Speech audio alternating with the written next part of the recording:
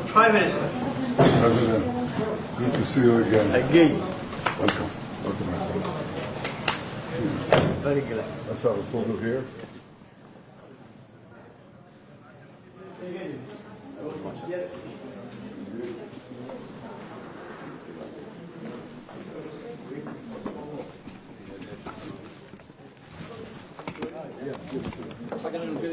Well, so I'm delighted to see you here, Thank you very much. and I look forward to hearing from you as well. Well, thank you very much, Mr. Prime Minister. I'm here as a President of Somaliland for the first state visit ever. For 35 years, we have been asking the world to see us, and Israel, and you yourself, for the first to see us and recognize us.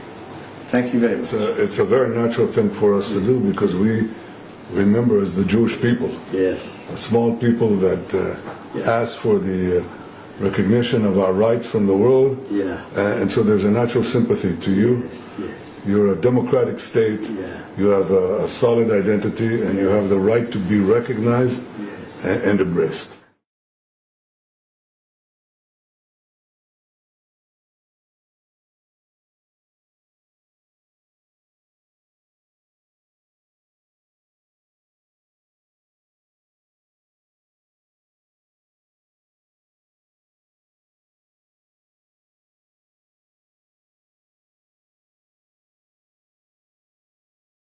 This is a historic moment. It's the first official visit by the President of Somaliland after the official recognition of Israel, of Somaliland. We are proud, and I am proud to have been, my government is the first government on the planet to recognize Somaliland. Others will follow, and I think that these steps reflect a deep spiritual bond between our peoples. The Jewish people know what it means to possess an ancient history, a distinct identity, an unbreakable national spirit, yet still be denied recognition. And today Israel recognizes Somaliland and helps correct a historic injustice. I believe that we can expand our relations to many, many things. We discussed this both in my private meeting with the President, but also in with our teams. There's much to do in the field of water, in the field of agriculture, in the field of technology, in the field of security, and in many other areas that Israel welcomes the cooperation and participation of our own people with your people, Mr. President. I think it's a friendship that is just getting closer and stronger all the time. This is by way of expressing also our appreciation for the fact that you're opening an embassy in Jerusalem, our ancient capital. It is your parallel recognition, just as you expect nations to recognize your sovereignty, your identity, your own rights, your own national rights. The same thing we have vis-a-vis our capital. It's only been the capital of the Jewish people since King David. That's only 3,000 years ago. So for some countries, it's a belated recognition. For you, it was instant, and I very much welcome that, and I want to thank you and your distinguished delegation of ministers and officials.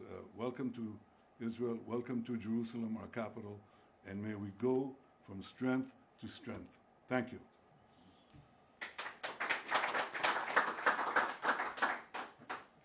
بسم الله الرحمن الرحيم. السلام عليكم ورحمة الله وبركاته. It is a great honor and great pleasure for me and my delegation, Mr. Prime Minister, for this moment to be in Jerusalem. In Somaliland, everyone has a nickname. My nickname is Cirro, and I think you don't mind if I call you Mr. Bibi. Mr. Prime Minister, it is a profound honor to address you today on behalf of the government and people of Somaliland. I wish to begin by expressing sincere appreciation for exceptionally warm welcome, generous hospitality, and distinguished reception extended to me and my delegation. Every aspect of this visit reflects not only protocol, but genuine friendship and respect between our two nations. Mr. Prime Minister, my friend, this is not our first meeting. I recall with appreciation my earlier discreet visit in October 2025 with a large delegation. Many of them are here when we met in your office and had a long, candid, and fruitful discussion. That meeting laid the foundation for what we see today: a growing structural and meaningful partnership between Somaliland and Israel. Today, we are strengthening a path already built on trust, dialogue, and shared vision. Mr. Prime Minister, I also acknowledge your courage and clarity in engaging with Somaliland, where others were afraid of. Your recognition of Somaliland as a peaceful, stable, and democratic society in a volatile region reflects its statesmanship and strategic foresight. For too long, the international community has misunderstood Somaliland's success and misread the prolonged failure of Somalia over the past 35 years. You have shown the courage to see reality as it is, not it is as is often betrayed, and to recognize success where it exists. History will show the significance of this leadership.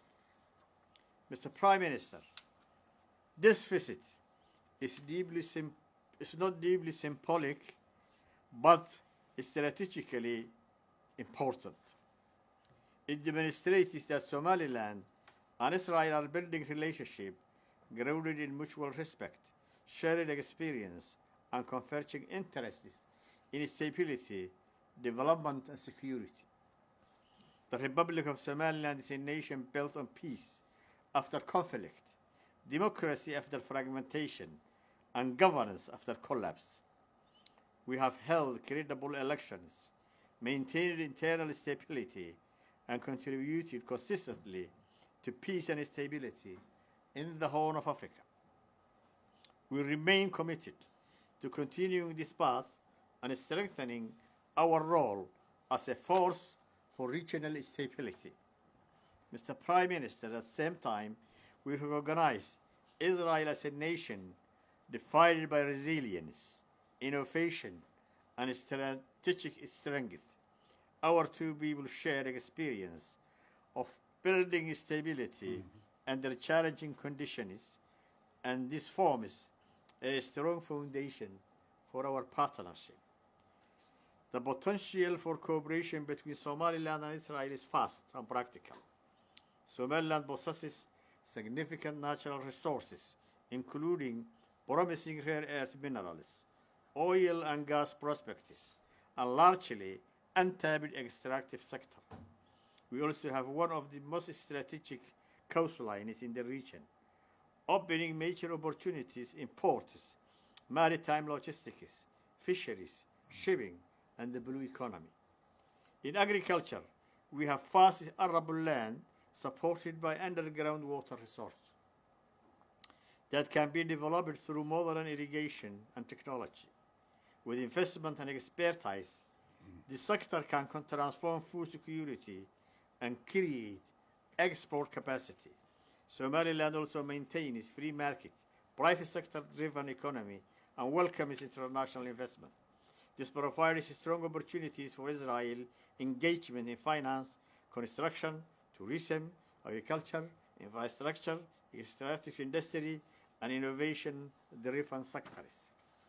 We see Israel leadership in innovation and technology as a natural partner to Somaliland untapped potential and strategic geography. Together, we can build practical, transformative cooperation that benefits both our peoples. This relationship is not symbolic, it is strategic. It is based on realism, shared interests, and commitment to stability, development, and progress. It also sends a message that engagement should be guided by facts, outcomes, and potentiality. Somaliland remains a functioning democracy and a reliable partner for peace in our region. We call for continued international support for democratic governance and stability, where it contributes to peace and development. As we move forward, we are committed to turning this partnership into structured cooperation that delivers real results for both nations. Once again, I thank you sincerely for the hospitality, your leadership, and your vision. This visit marks a new chapter in Somaliland-Israeli relations, undefined by trust, clarity, and shared ambition. Thank you, Mr. Prime Minister.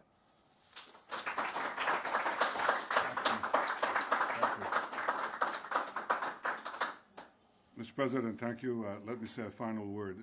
Israel and Somaliland stand at the opposite sides of the Red Sea, but we are united by the same belief that freedom, democracy, and opportunity are stronger than extremism, terrorism, and chaos.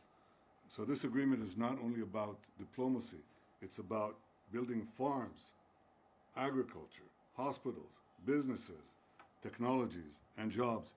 It's about turning friendship into prosperity for both our peoples.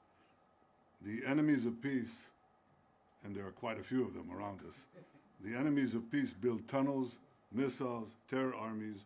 We will build something stronger. Partnerships, innovation, a future of hope, and security. So today we extend a hand of warm friendship to Somaliland, and we will build our tomorrow together. And together we will show that the future belongs not to the forces of terror, but to the forces of peace. In that spirit, I welcome you once again to Jerusalem. Welcome, friends.